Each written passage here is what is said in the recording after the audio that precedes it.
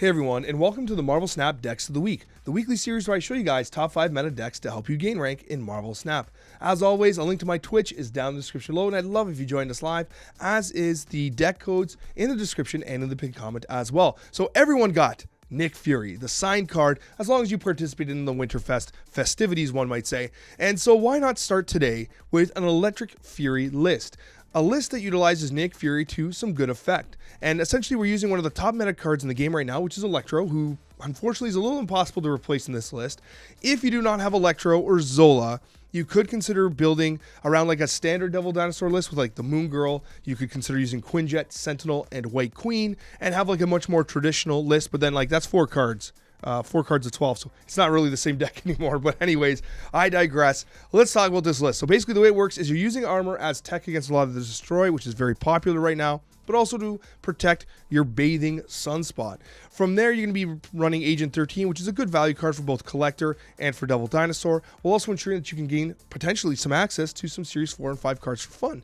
You got a great tempo play in Iceman, one of the best 1-drops in the game, possibly one of the best cards in the game. And remember, with Collector, if you're getting Collector to like 2-4, 2-5, that's good enough. Collector's not the win condition here. It's just a pure value play. And then you have Cable, who is not really disruption, but it works well for both the the Collector and for Devil Dinosaur. And then you got to the late package here. Now, this is where things get a little spicy.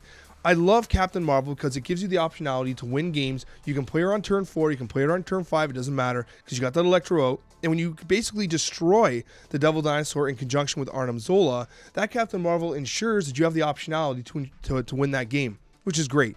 The nice thing about Nick Fury is Nick Fury being played on 5 can feel a little bad, but playing Nick Fury on turn 4 in conjunction with Electro feels amazing, because then on turn 5 you can actually play the 6s that he pulled, right, which is great. And also you've buffed up your Devil Dinosaur. That's essentially how this list works. With regards to substitutions, as I discussed prior, if you don't have Zola, you could consider the standard Quinjet, Sentinel, White Queen type substitutions. If you don't have Captain Marvel, I would recommend Leech.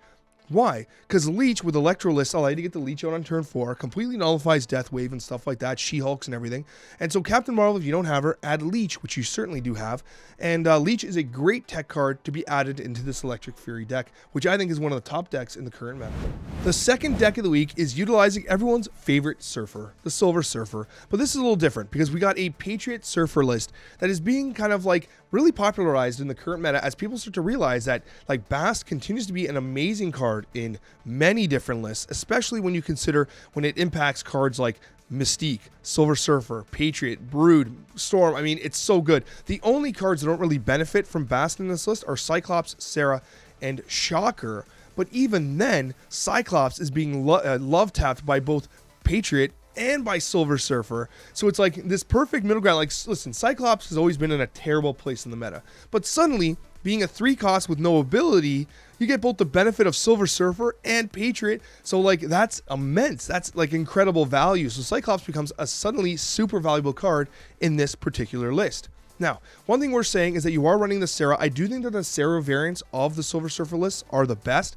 I know that the negative ones are really popular, Haima Mars as well, but I really prefer the Sarah lists. Like, I just really like them. The only disadvantage is Leader, not necessarily Leader so much, but actually it's Leech that tends to be a really problematic card for these particular lists. Now, a tech card that I included here, and I got to give Howling Mind credit from Marvel Snap Zone, because on the video, which I'll link up above, where we kind of like featured other creators on the channel, Howling Minds talked to me about the value of Goose in the Silver Surfer list, and I was sold. And it's actually been so good because Goose can slide in pretty much anywhere, prevent them from contesting a lane. You can have like Patriot, Mystique in a lane, and then like Goose, and then suddenly like that lane is generally pretty weak, but if you hit it with Bast, and then all of a sudden you have the Mystique Patriot as a 6, and then you hit them with the Silver Surfer, like you actually can single-handedly win that lane, while Goose prevents them from playing anything big on top. So I'm actually a huge fan of Goose in this list, although Goose admittedly does not benefit from Silver Surfer nor Patriot. However, this list is a lot of fun. Now, let's talk substitutions here. So let's say you don't have any of the 3s, basically. Like you might not have Brood, you might not have Storm, oh, you should have Storm. You won't have Debris or something. You could consider Maximus and Polaris, simply because they're like really high value plays, right? Especially when played in conjunction with someone like Storm. Maximus, who cares about the card draw? You can even play Maximus on turn 6 with the Sarah, so it can be like when they gain the cards, like it doesn't even matter, the game's over. But Polaris represents some disruption while also being a very high value card as well. If you don't have Bast, you could consider someone like Wasp, simply because Wasp does work really well in conjunction with the Patriot and gives you a very free play without Sarah as well. You also can consider someone like Squirrel Girl for Brood, but this is a bit of a reach. Squirrel Girl is going to benefit from the Patriot, at least the two Squirrels whirl. How Squirrels whirl? Whatever. Anyways, but however, the thing about Brood that makes it so damn good is that it benefits the Broodlings, benefit from both the Patriot and from the Silver Surfer, which Squirrel Girl will not, so please bear that in mind. It's not quite an actual one-to-one substitution. And then finally, if you don't have Goose or you don't want to use Goose, you could consider someone like Angela or conversely Okoye, who does benefit both Brood, Storm, and pretty much everyone here while not impacting Silver Surfer or Patriot. That is something you can consider as well. This deck list is pretty damn fun. It's a lot of, it can be a little interesting to pilot because you are kind of utilizing two different deck lists, the Patriot list and the Silver Surfer list, but it's incredible how they can come together to make a very high impact on the board. One of the most common requests I get both on Twitch TV, on YouTube comments, and on Twitter are Hela decks, because people pull Hela in Pool 3 and it opens up a brand new archetype and they get really excited. They want to use this brand new shiny toy, which is like a totally new archetype for them to experiment with. Now, I gotta be honest with you, Hela decks require a lot of Pool 3 cards to really be competitive. And I'm sorry, because I know you don't want to hear that. You might be thinking, Alex, but discard has existed from Pool 1 all the way to Pool 3. How is it that I get Hela and suddenly I need all these Pool 3 cards? I know, it feels a little bad. But the honest truth is that like Hela is one of those very Pool 3 intensive cards, and I'll explain why. First of all, you really kind of need Death. Why? Death's a 9/12, you're not even really destroying anything. Well, because at a 9/12, it's a guaranteed hit with Lady Sif, which, guess what? Protects your Hela. Because if you don't have Death, you're going to be basically swinging with Lady Swift at Infinite, Gigantu, or Hela, which can be bad. I just call Gigantu, whatever. Sounds like some sort of Pokemon. Anyways, I really like this list as well because I do feature the Calling Wing, another Pool 3 card, but it is a very consistent hit on Ebony Maw. And Ebony Maw is great in this list because even if you don't have the Calling Wing to discard the Ebony Maw, you got Invisible Woman. And if you play Ebony Maw onto Invisible Woman, well then it doesn't actually prevent you from playing in that lane. However, you want to use Invisible Woman to protect your Hela. The reason why Invisible Woman is vital in this list is because when you play Invisible Woman and you play like Hell Cow on top, it doesn't discard anything, which means that Hela does not get discarded. When you play Swordmaster on top of Invisible Woman, it doesn't discard anything, meaning that Hela is protected and not discarded. Finally, you'll have Invisible Woman and 2 discard cards. Then you play Hela on top of the Invisible Woman, and then it'll actually proc in order. So first the Swordmaster will proc, then the Hell Cow will proc, then Hela will proc and bring back everything you've discarded, including the Black Cat, which was sold to me by Super Tech God. Originally, I was like, Black Cat, I don't know. Super Tech God's like, no, include Black Cat. So here we are, Black Cat included. And anyways, so this is the list for Hela discard, and it is, listen, it's a list I love playing. I think it's competitive, and I do think that people are sleeping on Captain Marvel in this list, because the one thing that you can't really do is you can't pick where the discarded cards end up. And that can be problematic because what happens is you Hela discard and like you're winning one lane and then like you super win one lane because everything falls in that one lane. And you just needed like one card just to land in the other one, and it doesn't. Well, Captain Marvel, when discarded, gives you that optionality of moving to where you need to win. So it kind of corrects some of that discard RNG that might not be so favorable to you. So anyways, this list is a ton of fun, very Pool 3 intensive. And like in terms of like actual substitutions, there aren't too many. I'll give you a couple. You can use Hulk, for instance. Hulk's a good replacement for any of the 6s, except for Hela, obviously. But Hulk's a 6/12. If you don't have Death, you can use Hulk. But then again, Lady Sif is a little more of a casino card. You could use Doctor Doom instead of Captain Marvel. Doctor Doom's a really good card here because it gives you a little more board pressure on the side of the board here, especially with the Doom bots. It's basically 15 additional power. And again, Doom is good because it offsets some of the RNG from Hela, because again, like where the cards land can be problematic, and Doctor Doom kind of just lands them everywhere, which can definitely be beneficial. But realistically, it's one of those things like Invisible Woman. If you don't have Invisible Woman, I don't recommend playing this list because it'll be very inconsistent and hard to protect that Hela.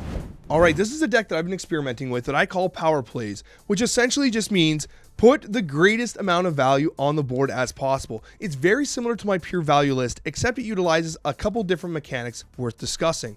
Now, the first thing I want to talk about here is that you are using Sunspot and Armor in conjunction with one another. Now, that means that if you wish, as a substitution, if you don't have Magneto, you could consider taking out someone like Magneto and adding the Infinite, giving you a turn 5 skip with the Sunspot protected by Armor and playing the Infinite.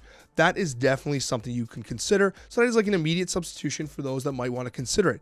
Moreover, you want to have initiative in this game.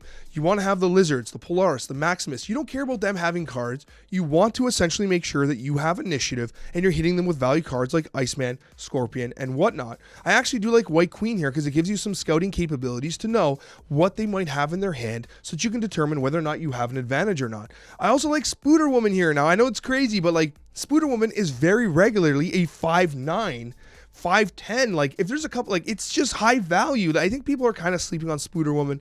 You are seeing a lot of Patriot lists out there, a lot of Silver Surfer lists, and like, you're often hitting 2, 3, 4 cards. It's like, it's good. Like, Spooder Woman's good in this current meta. Like, I like it. And of course, you have the Arrow. With that being said, Arrow is a really interesting card because let's say you don't have Polaris. If you don't have Polaris, you could substitute someone like Kingpin in and then provide yourself with an opportunity to actually destroy cards on turn 6 with either Magneto or with Arrow. You could also do that with Maximus if you don't have Maximus. So Kingpin is a substitution you could consider as well. Who the heck did I have there? Oh, that's right. It's Polaris. Oh, no, not Deathlock. Don't use Deathlock. Just Polaris. Anyways, Arrow represents a very good card as well. Great disruption. And finally, the leader play. Now, the advantage of leader in this list is that you have so many high-value cards. You have the Lizard. You got Polaris. You have Maximus. White Queen's pretty strong as a 4, as a 4/6. And then ultimately, like, you should have not only initiative, but you should have, like, board control. So a leader just like locks it down. And because these cards are so like high impact and they don't really like zoo, like there's going to be lots of space on your board. So leader becomes basically a free win. Unless they Arnim Zola, then things get a little messy. But anyways, leader becomes a very straightforward card to play here. Now, alternatively, if you don't have Arrow, you could consider teching in Leech. I don't like Leech on turn 5 as much as others. It is specifically against Deathwave and Surfer decks. I love the idea of Electro Leech on 4. On 5, like, man, it's a 3 power. Like, Arrow and Spooder Woman just feel so much better. But if you want Leech in there, you can put Leech in there as well, especially as you get into the higher MMRs where people are playing much more combo-centric decks. Anyways, guys, this is a list that I think works really well in the current meta. As always, I got you gamers in Pool 2 covered. Don't you worry. And I got here a Pool 2 control list that I've been working on for a little bit. It's actually funny because I got a couple friends that started playing Marvel Snap recently, and they're like in Pool 2, and they're like, you know, fighting it on Pool 2, and they're like, Alex, I need a deck for Pool 2. I'm like, man, just watch any of my videos. They're like, no, make me a new deck. I'm like, all right, here's a new deck. Here's a new deck. So basically, it's a Pool 2 control list that utilizes a Sunspot Armor, which, I mean, I'm kind of hot on Sunspot Armor right now. Maybe it's because of this variant. Maybe I feel like I paid money for this damn variant and I got to use it. So I started putting Sunspot and everything, and it's actually still pretty good. Can you imagine Sunspot still being a good card? Pool 3? Anyways, you're Pool 2. What am I talking about? Regardless, Iceman Korg, love it. And then you got the Scorpion, just love it too. Then you have the classic Storm and the Jessica Jones combination. Why wouldn't you love Jessica Jones with Storm? You also got the Cosmo for the control. You got the Shang-Chi's for those damn devil dinosaurs. And then finally, you got the closer. You got options here. If you don't have Infinite and you got Hulk, you can play the Iron Man into Hulk, which basically solo wins a lane because no one really competes with that. And then you got another lane one with the Storm and whatever the hell else you played. You also can do this. You can Storm with the Sunspot, skip turn 5, and play your Infinite play and generally just win. So that is another option as well. You could even play Iron Man on turn 5 if you happen not to pull, sorry, on turn 6, if you don't pull the Infinite, it should ramp up one of the locations to a win condition. Regardless, if you're going to be controlling, I do like the Cosmo, I do like the Shang-Chi for those devil dinosaurs, but ultimately, it's a list that really revolves around storming a location with Sunspot and JJ, winning that lane, and then trading that second location with either Iron Man and Hulk or the Infinite. Thank you guys so much for watching. I've got another video down below if you're interested in watching more. Thank you so much for all your support, for smashing the like button, for subbing, and blah, blah, blah, whatever else it is. We'll see you guys in the next Marvel Snap video.